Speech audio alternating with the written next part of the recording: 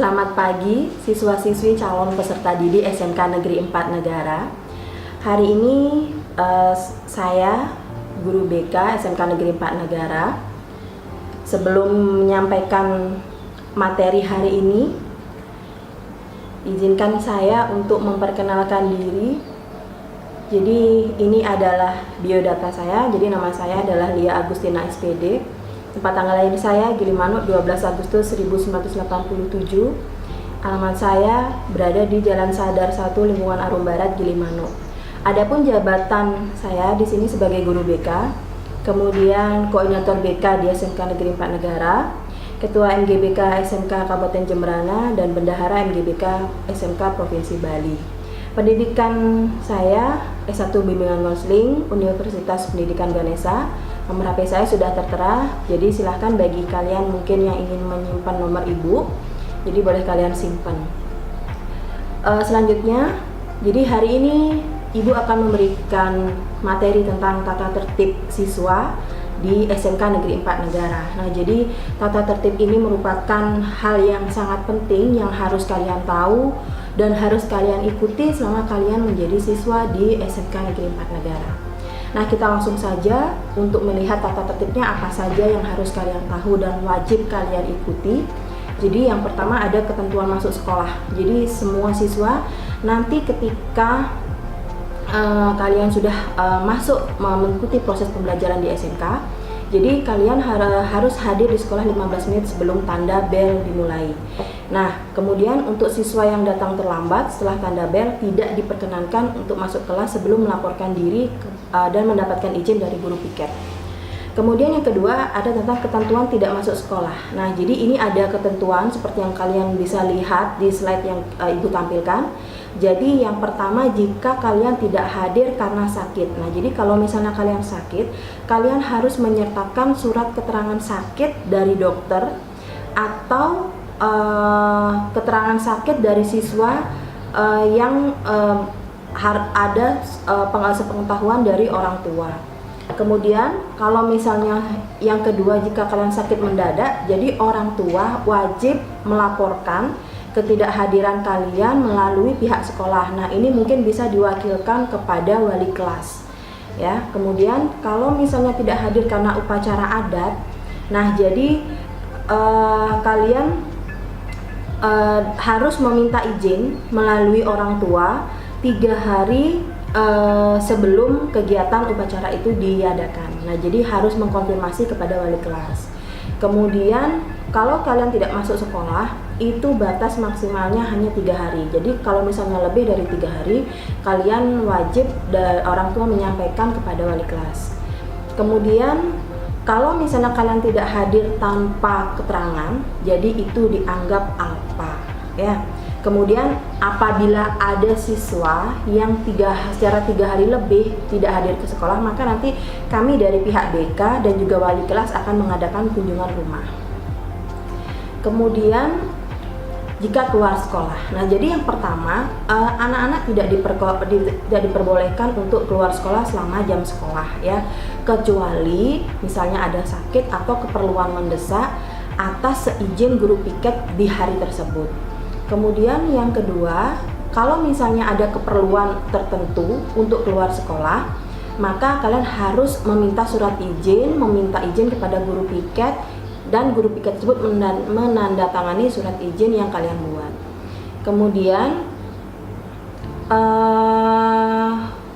kalau misalnya kalian izin terencana, misalnya ada upacara adat, nah jadi sebelumnya kalian harus membawa surat pernyataan atau surat pengantar dari orang tua, atau minimal orang tua menghubungi wali kelas. Misalnya nanti jam 10 anak saya permisi karena ada upacara ngaben atau ada upacara pernikahan.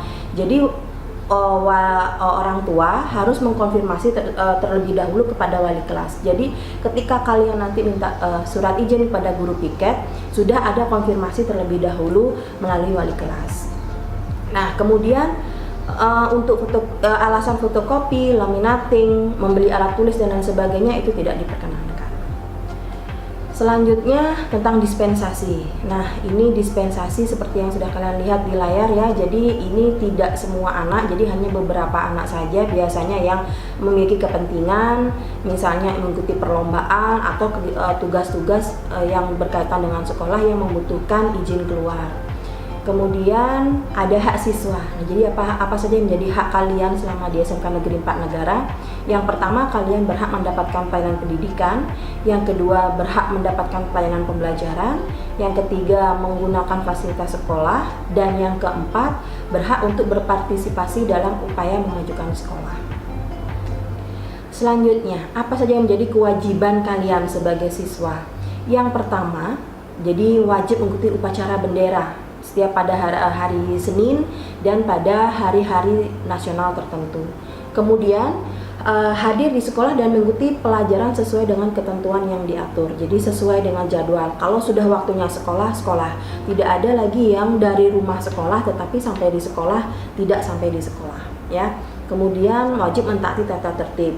Kemudian ikut aktif dan bertanggung jawab terhadap pelaksanaan 10K. Kemudian bertanggung jawab terhadap pemeliharaan gedung, mobiler, dan halaman inventaris sekolah. Nah, ini yang biasanya sering dilakukan oleh anak-anak. Jadi kalian tidak boleh merusak segala sarana dan prasarana yang ada di sekolah. Seperti contoh yang biasa kalian lakukan adalah mencoret-coret bangku dan meja. Nah, itu sangat tidak diperbolehkan. Apalagi sampai merusak pintu dan lain sebagainya. Kemudian yang lain, berlaku sopan dan selalu menjaga nama baik sekolah, memberi salam kepada guru, staf tata usaha, dan tamu sekolah. Jadi kalian begitu masuk di sekolah ini sudah dibiasakan dengan 5S ya, yaitu senyum, salam, sapa, sopan, santun. Jadi setiap kalian bertemu dengan guru, dengan pegawai, atau dengan siapapun, kalian wajib untuk mengucapkan salam, Om Swastiastu, atau minimal selamat pagi Pak, selamat pagi Bu, dan lain sebagainya. Kemudian memiliki alat dan fasilitas belajar sesuai dengan ketentuan kebutuhan yang ada, kemudian menyimpan buku rapor dan mintakan tanda tangan orang tua atau wali. Nah, itu sudah biasanya kita lakukan di setiap semester pada saat setelah kita melaksanakan pembagian rapor. Nah, kemudian menempatkan sepeda motor di tempat parkir yang sesuai dengan ketentuan yang ada. Jadi untuk tempat parkir nanti kalian akan disampaikan di mana-mana saja lokasi parkir kalian. Jadi kita punya lahan yang cukup luas dan tempat parkir yang sangat memadai. Jadi nanti sudah ada kelompoknya masing-masing. Jadi parkir kelas 10 di mana, kelas 11 di mana, kelas 12 pun di mana. Itu sudah diatur.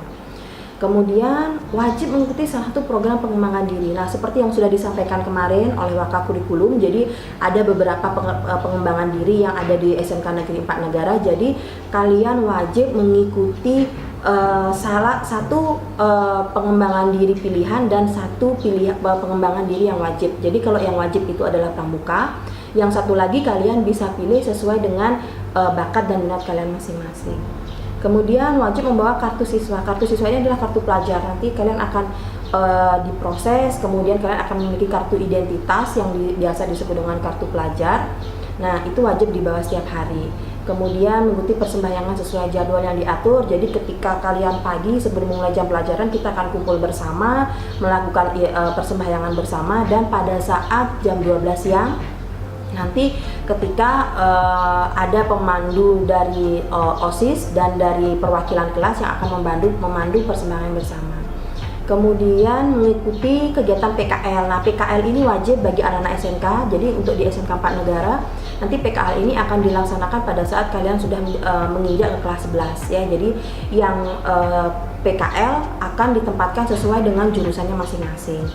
Kemudian wajib memelihara persatuan dan rasa kekeluargaan di antara siswa. Nah, jadi kalian tidak boleh saling membentuk geng, kelompok-kelompok, atau misalnya kalian saling bertengkar satu yang lain, misalnya untuk memperebutkan sesuatu. Nah, jadi kita harus bisa menjalin kekeluargaan yang sangat erat, karena kekeluargaan kita di SMK 4 ini sangat-sangat baik sekali. Baik itu kelas 10 dengan kelas 11, kelas 11 dengan kelas 12, begitu juga dengan seluruh keluarga besar SMK Negeri 4 Negara. Kemudian wajib berpenampilan sesuai dengan ketentuan yang berlaku. kemudian memelihara kebersihan lingkungan sekolah. Nah, jadi karena kita merupakan SMK Negeri 4 Negara ini sudah menjadi sekolah adiwiyata nasional, jadi kita memiliki kewajiban untuk menjaga sekolah kita agar tetap bersih sehingga tercipta suasana yang nyaman. Kemudian, nah ini larangan. Jadi larangan yang perlu kalian perhatikan selama kalian menjadi siswa di SMK Negeri 4 Negara. Yang pertama adalah meninggalkan kelas atau sekolah saat jam sekolah berlangsung kecuali atas izin guru piket. Nah, jadi kalau misalnya ada siswa yang pada saat jam pembelajaran kemudian dia berada di kantin atau mungkin dia berada di sekitar lingkungan sekolah, nah itu merupakan suatu pelanggaran. Ya, kemudian menerima tamu, misalnya dikunjungi oleh pacar atau dikunjungi oleh saudara, keluarga tanpa seizin dari pihak sekolah. Ya, jadi kalau misalnya memang ada yang berkunjung, silahkan datang, kemudian meminta izin untuk bertemu dengan siapa. Jangan sembunyi-sembunyi di parkiran atau mungkin di kebun belakang dan lain sebagainya. Kemudian menggunakan HP di luar jam pembelajaran di kelas. Nah, ini jadi selama kegiatan pembelajaran, jadi karena pembelajaran kita bersifat online, jadi siswa diperbolehkan untuk menggunakan HP. Hanya saja pada saat jam istirahat itu tidak diperkenankan. Jadi HP hanya boleh digunakan pada saat jam pelajaran dimulai. Ketika tidak jam pelajaran atau misalnya pada saat istirahat, jadi siswa tersebut tidak diperkenankan untuk menggunakan HP atau istilahnya untuk main game atau mungkin chat dengan teman dan lain sebagainya. Jadi HP hanya digunakan pada saat proses pembelajaran. Kemudian ini membawa dan merokok di dalam dan di luar kelas. Nah, karena kita adalah sekolah kesehatan, jadi memang merokok itu merupakan hal yang sangat-sangat bertentangan sekali dan walaupun ibu tahu mungkin di antara kalian juga mungkin memang ada dan ada yang memang tidak. Jadi apapun itu di sekolah manapun ibu yakin pasti tindakan ini sangat tidak diperbolehkan. Jadi untuk merokok, kemudian seperti yang minum minuman keras juga, terus kemudian menonton film porno dan lain sebagainya, atau mungkin berpacaran di sekolah. Nah, jadi itu sangat kami tidak perbolehkan dan itu merupakan suatu pelanggaran. Kemudian mengganggu jalannya pelajaran di kelasnya sendiri ataupun di kelas lain. Misalnya intip-intip di jendela, kemudian teriak-teriak di depan kelas. Nah, itu sangat mengganggu. Kemudian dilarang berada di tempat parkir.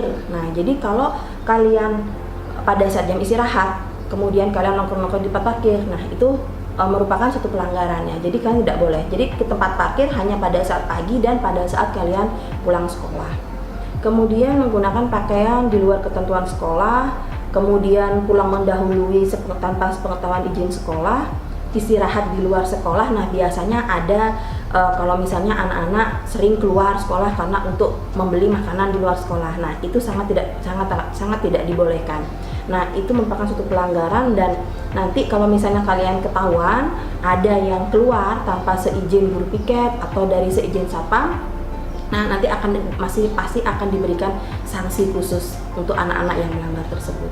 Kemudian berkata kasar atau tidak sopan terhadap guru dan staf sekolah. Nah, jadi ini ya yang ibu lihat kecenderungan anak-anak sekarang itu, jadi banyak anak-anak yang terkadang menganggap gurunya itu bukan sebagai orang yang dituakan, tetapi lebih sebagai teman. Nah, contoh saja misalnya ketika kita memberikan pesan, nah ini yang sering ibu lihat. Jadi ketika kita memberikan pesan kepada anak-anak lebih sering menjawab oke. Nah, oke bu, oke pak. Nah, hal-hal seperti itu memang tidak salah, tetapi kurang pantas untuk disebutkan anak-anak kepada guru atau wali kelas atau orang yang lebih tua. Jadi sebaiknya kalau misalnya kita menerima pesan, nah kalau misalnya menjawab, minimal menjawab iya bu, iya pak, atau nggih. Nah, dengan kata-kata yang dirasa lebih sopan ya. Jadi apalagi untuk menghina, ibu itu terlalu begini misalnya, atau bapak itu terlalu begini gitu. Nah, itu tidak diperbolehkan. Jadi kalian harus bisa membiasakan sikap yang baik, sikap yang sopan, karena nantinya pada saat praktek kalian akan menghadapi manusia, kalian akan menghadapi orang. Nah, jangan sampai nanti orang tersebut merasa tidak nyaman terhadap apa yang kita sampaikan. Nah, jadi seperti itu. Kemudian berpakaian tidak senonoh, memakai make up dan aksesoris yang berlebihan. Misalnya kalian memakai rok yang terlalu pendek, kemudian baju yang terlalu ketat sampai mungkin maaf untuk yang putri payudaranya sampai menonjol. Nah, hal-hal tersebut sangat tidak diperbolehkan di sekolah ini. Kemudian menata rambut di luar ketentuan yang ada, mengecat rambut, misalnya yang mengikuti tren zaman sekarang mengecat rambutnya dicat warna merah, warna kuning dan lain sebagainya. Jadi untuk cat rambut dan kuku, jadi itu sangat tidak diperbolehkan di sini. Kemudian menindik bagian-bagian tubuh tertentu, entah itu telinga, entah itu lidah atau bagian-bagian yang lain. Kemudian memakai tato, itu juga tidak boleh.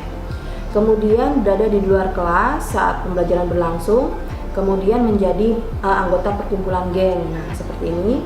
Kemudian menitipkan atau memakai kendaraan. Nah, ini yang masih sering terjadi anak-anak yang berada di SMK 4. Jadi beberapa anak-anak memang masih sering ibu lihat menitipkan kendaraan di rumah-rumah warga di sekitar sekolah. Nah, jadi kalau misalnya kita setiap pagi kita memiliki satgas ya, ada dari OSIS dan juga dari kita di BK dan juga kesiswaan. Jadi kita akan memperhatikan anak-anak yang memarkir kendaraannya di luar dari lingkungan sekolah. Nah, biasanya kami pasti akan memanggil siswa tersebut dan meminta siswa tersebut untuk membawa kendaraannya kembali ke sekolah.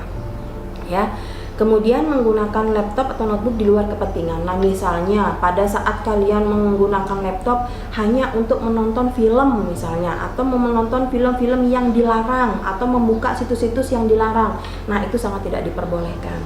Kemudian melakukan tindakan asusila ataupun tindakan antisosial. Nah, misalnya yang asusila tadi mungkin ada yang punya pacar sampai berciuman atau sampai berpeluk-pelukan. Nah, itu sangat tidak diperbolehkan ya. Atau misalnya bertengkar. Antisosial itu contohnya adalah misalnya bertengkar dengan teman yang beda kelas atau bertengkar dengan kakak kelas, mungkin karena rebutan sesuatu. Ya, itu sangat kita tidak bolehkan di sekolah. Kemudian membawa dan menggunakan alat musik saat jam pembelajaran berlangsung. Jadi kalau misalnya pada saat guru mengajar di kelas, kecuali memang ini ada pelajaran seni yang memang materinya adalah musik, jadi kalian tidak diperbolehkan. Misalnya ada gurunya menjelaskan tentang struktur kalimat, terus kemudian kalian enak-enak main gitar di kelas. Nah, itu semua tidak boleh. Kemudian membawa senjata tajam, nah itu juga ya, jadi tidak boleh. Kemudian menggunakan headset. Nah, jadi anak-anak banyak yang ibu lihat sering membawa headset, entah itu untuk mendengarkan musik atau apa, tapi penggunaannya sangat tidak sesuai dengan apa yang seharusnya. Jadi hal itu tidak kami perbolehkan. Nah, ini yang penting. Jadi ketentuan tentang penggunaan pakaian. Nah, jadi bisa diperhatikan. Yang pertama ini untuk jurusan asisten keperawatan. Jadi untuk asisten keperawatan itu warna baju jurusannya adalah coklat. Nah, di sini sudah ibu jelaskan. Kalian bisa lihat sendiri perbedaan putra dan putri. Ya, jadi untuk hari Senin baju lengan pendek untuk putra, baju lengan pendek warna putih, celana abu-abu. Ya, nah ketentuannya ini bisa kalian lihat sendiri. Kemudian untuk hari Selasa itu adalah baju jurusan lengkap. Kemudian hari Rabu itu baju endek, lengan pendek dan bawahan putih. Hari Kamis itu adalah pakaian adat. Hari Jumat itu adalah baju pramuka. Nah, untuk ketentuannya bisa kalian lihat sendiri untuk asisten keperawatan. Untuk yang putri juga sama. Ketentuannya sudah ada di sini. Ya. Nah, bisa kalian lihat sendiri dari hari Senin sampai hari Jumat. Kemudian untuk jurusan farmasi, jadi jurusan farmasi itu baju jurusannya adalah warna biru. Ketentuannya hampir sama dengan perawat, hanya saja berbeda warna dari pakaian. Jadi hari Senin tetap sama, baju putih abu-abu. Bagaimana ketentuannya sudah bisa kalian lihat sendiri di slide yang ibu tampilkan. Kemudian hari Selasa baju jurusan, hari Rabu baju endek, hari Kamis menggunakan pakaian adat Bali, dan hari Jumat menggunakan pakaian pramuka. Ya, begitu juga yang putri sama. Kemudian jurusan perhotelan. Nah, jurusan perhotelan ini baju jurusannya berbeda, jadi ada hitam dan putih. Nah, jadi untuk hari Senin sama, jadi semua anak, semua jurusan untuk hari Senin tetap sama. Jadi pakaiannya adalah putih abu-abu dan menggunakan jas lengkap dengan topi dan dasi, karena biasanya hari Senin kita selalu mengadakan upacara bendera. Kemudian hari Selasa baju jurusannya lengkap, baju hitam dengan baju putih dengan rompi hitam. Kemudian hari Rebo baju ende, hari Kamis pakaian adat, dan hari Jumat adalah pakaian pramuka. Jadi untuk ketiga jurusan ini yang membedakan hanya baju jurusannya saja. Jadi pada saat hari Selasa, sisanya hari Senin, Rabu, Kamis, dan Jumat kalian seragamnya sama semua ya. Nah, jadi ini sudah bisa kalian lihat ada yang putra dan yang putri. Kemudian ini tentang ketentuan umum, pakaian umum. Jadi ada pakaian olahraga. Nah, pakaian olahraga ini digunakan pada saat hari Jumat dan sesuai dengan jadwal pelajaran olahraga di kelas masing-masing. Nah, jadi untuk di hari Jumat itu nanti biasanya kita selain menggunakan pakaian pramuka, nanti ada beberapa waktu kalian akan diberikan pengumuman bahwa untuk di hari Jumat itu kalian akan menggunakan pakaian olahraga. Nah, nanti di hari Jumat itu pada pagi hari sebelum pelajaran dimulai kita akan melaksanakan yang namanya Jumat berseri. Ya, jadi kita akan melakukan olahraga, kemudian kita akan melakukan pembersihan. Nah, setelah itu baru kegiatan pembelajaran akan dimulai.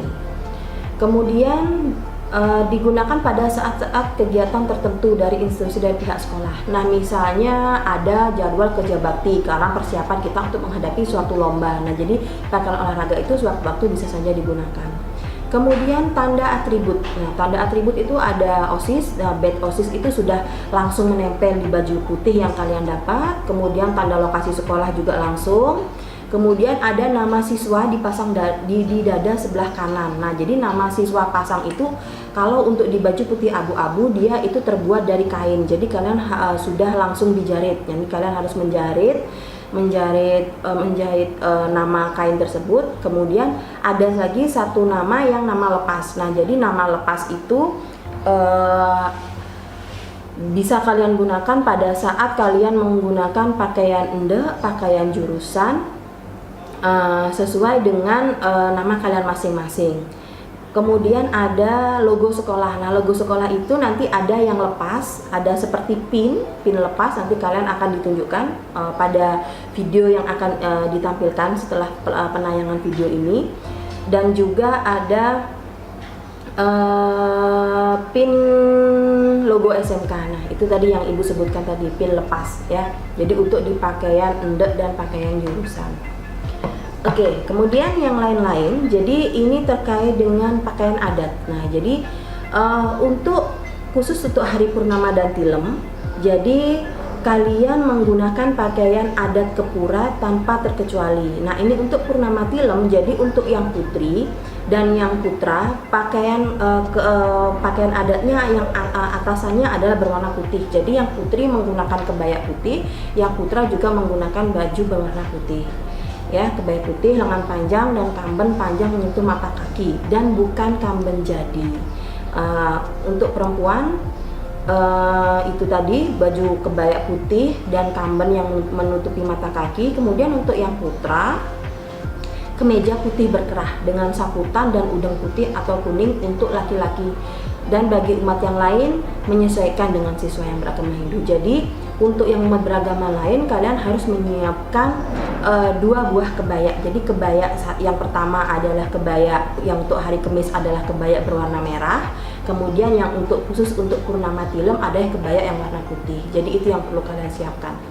Yang putra juga seperti itu. Yang putra juga yang pertama untuk hari Kamis itu atasannya adalah kemeja yang bernuansa merah. Kemudian dengan kemeja yang putih khusus untuk purnama dan tilem. Kemudian pada saat pengembangan diri nanti pakaiannya menyesuaikan tergantung dari pembina ekstrakurikuler masing-masing. Kemudian ada lagi nanti akan ada baju kelas. Jadi baju kelas harus memuat identitas sekolah. Nah, biasanya baju kelas ini digunakan pada saat kita menjelang Skanepa Internal Competition atau SIC. Jadi ini biasanya diisi pada saat menjelang akhir dari semester 1. Nah, jadi nanti kalian ada baju kelas, mungkin kalian juga di SMP juga sudah pernah membuat baju kelas. Nah, ini ketentuannya. Kemudian, nah ini penampilan, terkait dengan penampilan. Kalau tadi kita membahas tentang pakaian, jadi sekarang penampilan. Jadi untuk penampilan di SMK Negeri 4 Negara, ini kita akan lihat seperti yang Ibu sudah tampilkan. Jadi untuk yang putra, rambut pendek dan rapi tanpa poni. Jadi tidak ada yang rambutnya menggunakan poni atau panjang atau disemir, terutama melewati alis yang di bagian depan. Jadi boleh memakai model 321. Nanti langsung bilang sama tukang cukurnya bahwa modelnya adalah 321. Kemudian tidak menggunakan aksesoris yang berlebihan dan wajib menggunakan jam tangan dengan detik. Ya, jadi jam tangan dengan detik itu artinya bukan yang digital. Nah, fungsinya adalah nanti pada saat kalian praktek, kalian harus menghitung denyut nadi dan juga melihat waktu. Jadi kalian harus menggunakan jam tangan, ya. Nah, ini seperti ini. Kemudian untuk yang putri. Untuk yang putri ada beberapa ketentuan. Jadi untuk yang pertama, hari Senin rambut dijalin rapi, dijalin satu, kemudian dijalinnya sampai ujung, kemudian menggunakan pita warna putih.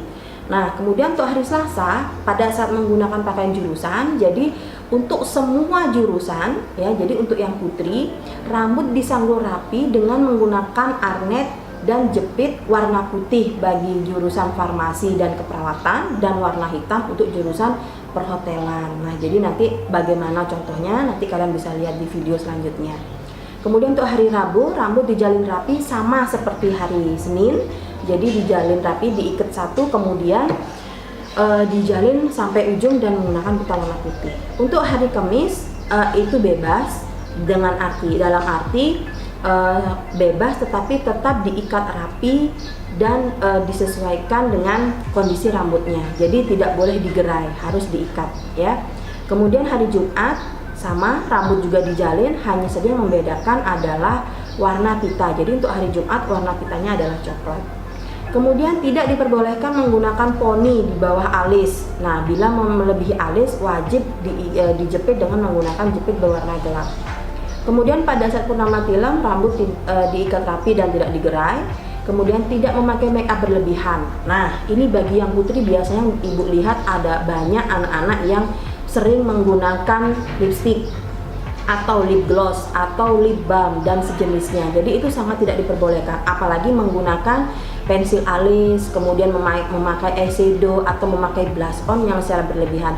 Cukup kalian datang ke sekolah dengan memakai bedak bagi yang perempuan. Tidak diperkenankan untuk menggunakan make up yang lain, jenis-jenis make up yang lain.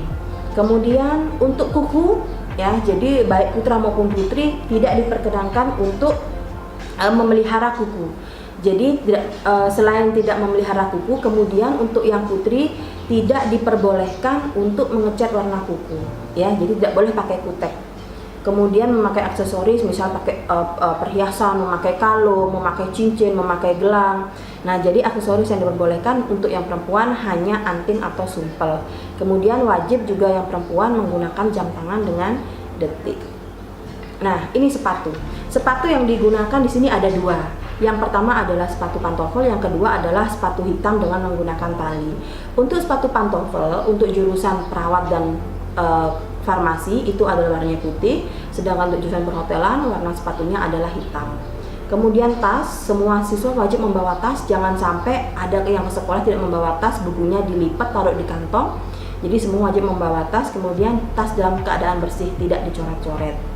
Kemudian untuk ketentuan pakaiannya, secara umum model pakaian sesuai dengan ketentuan sekolah, baju siswa lengkap dengan atribut sekolah, ikat pinggang warna hitam itu wajib digunakan, lebar maksimum 3 cm, kemudian baju dimasukkan dengan rapi, sabuk terlihat, tidak berkaos oblong, kemudian menggunakan topi sekolah, menggunakan dasi sekolah, menggunakan jas yang sudah ditentukan. Ini biasanya digunakan pada saat hari Senin.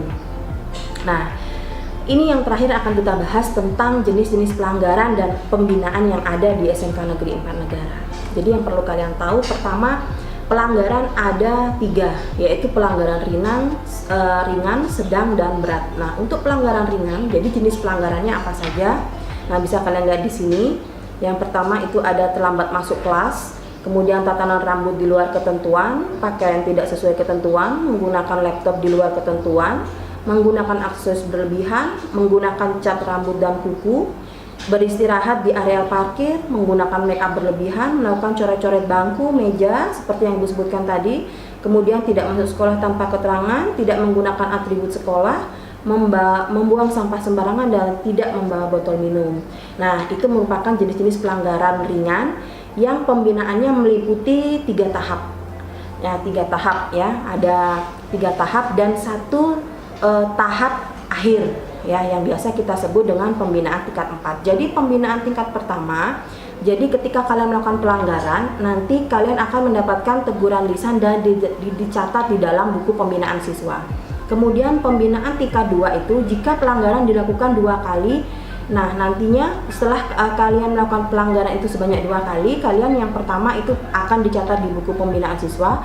Kemudian kalian diminta untuk mengerjakan pekerjaan sosial di sekolah, misalnya membersihkan ruangan, membersihkan halaman, membersihkan kamar mandi, atau mungkin disuruh lari mengelilingi lapangan sekolah dan lain sebagainya.